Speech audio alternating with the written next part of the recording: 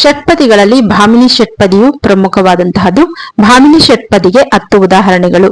ಒಂದನೇದು, ಸತ್ಯವೇ ಶಿವನೆಂದು ತಿಳಿದನು, ಸತ್ಯದ ಮಾರ್ಗವನ್ನು ಹಿಡಿದನು, ಸಂಕಟ ಬಂದರೂ ಬಿಡಲಿಲ್ಲ ಧರ್ಮದ ದಾರಿಯನು, ರಾಜನಾದ ಹರಿಶ್ಚಂದ್ರನು ಸತ್ಯವನ್ನು ಕಾಯ್ದನು. 2, ಮಾತು ಮಧುರವಾಗಿರಬೇಕು, ಮನಸ್ಸು ಶುದ್ಧವಾಗಿರಬೇಕು, ನೀತಿಯ ಮಾರ್ಗ ಹಿಡಿದರೆ ನರನಿಗೆ ಗೌರವ, ಸತ್ಕಾರ್ಯ ಮಾಡುವವನಿಗೆ ಸಮಾಜದಲ್ಲಿ ಮಾನ. ಎಲ್ಲವೂ ಕೂಡ 6 ಸಾಲುಗಳಿಂದ ಕೂಡಿದಂತಹ ಒಂದು ಭಾಮಿನಿ ಷಟ್ಪದಿಯ ಉದಾಹರಣೆಗಳು. 3, ದಾನವನ್ನು ಮಾಡಿದವನು, ಧರ್ಮವನ್ನು ಪಾಲಿಸಿದವನು, ಬಡವರಿಗೆ ನೆರವಾದವನು ದೇವರ ಸಮನು, ಒಳ್ಳೆಯ ಗುಣಗಳಿರುವವನು ಲೋಕದಲ್ಲಿ ಮಾನವನು.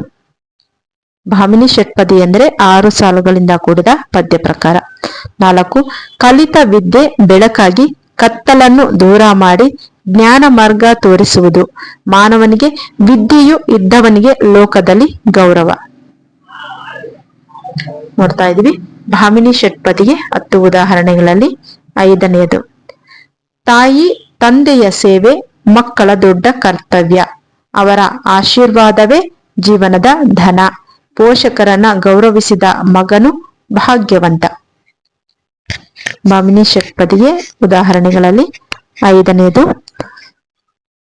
ಮುಂದೆ 6ನೆಯ ಒಂದು ಷಟ್ಪದಿ, ಮರಗಳನ್ನು ಬೆಳೆಸಿದರೆ ಮಳೆಗಳು ಚೆನ್ನಾಗಿ ಬರುವುದು, ಭೂಮಿಯ ಸೌಂದರ್ಯವು ಹೆಚ್ಚಾಗುವುದು, ಪ್ರಕೃತಿಯನ್ನು ಕಾಪಾಡಿದರೆ ಜೀವನ ಸುಖಮಯ. 7ನೇದು, ಒಳ್ಳೆಯ ಸ್ನೇಹಿತನ ಜೊತೆ ಜೀವನ ಸುಖವಾಗುವುದು, ಕೆಟ್ಟ ಸಂಗತಿ ಹೊಂದಿದರೆ ದುಃಖವೇ ಬರುವುದು, ಸಜ್ಜನರ ಸಂಗತಿ ಮಾನವನಿಗೆ ಧನ. ಭಾಮಿನಿ ಷಟ್ಪದಿ 6 ಸಾಲುಗಳಿಂದ ಕೂಡಿದಂತಹ ಪದ್ಯ ಪ್ರಕಾರ. 8, ರೈತನ ಪರಿಶ್ರಮದಿಂದ ಅನ್ನವು ನಮಗೆ ಸಿಗುವುದು, ಭೂಮಿಯನ್ನ ಒರೆಸಿದನು, ಬೆಳೆ ಬೆಳೆದನು, ರೈತನಿಗೆ ಎಲ್ಲರ ಕರ್ತವ್ಯ. 9, ಧೈರ್ಯವಿದ್ದವನಿಗೆ ಸಾಧನೆ ಸಾಧ್ಯವಾಗುವುದು, ಪ್ರಯತ್ನ ಮಾಡಿದವನು ಯಶಸ್ಸು ಕಾಣುವನು, ಆಲಸ್ಯ ಬಿಟ್ಟವನಿಗೆ ಜೀವನದ ಜಯ. 10ನೆಯ ಭಾಮಿನಿ ಷಟ್ಪದಿಗೆ ಉದಾಹರಣೆ, ಒಳ್ಳೆಯ ನಡತೆ ಇದ್ದರೆ ಜನರು ಗೌರವಿಸುವರು, ನೀತಿಯ ಮಾರ್ಗ ಹಿಡಿದರೆ ಮಾನ ಹೆಚ್ಚುವುದು, ಸತ್ಪ್ರವೃತ್ತಿಯುಳ್ಳವನು ಲೋಕದಲ್ಲಿ ಶ್ರೇಷ್ಠ.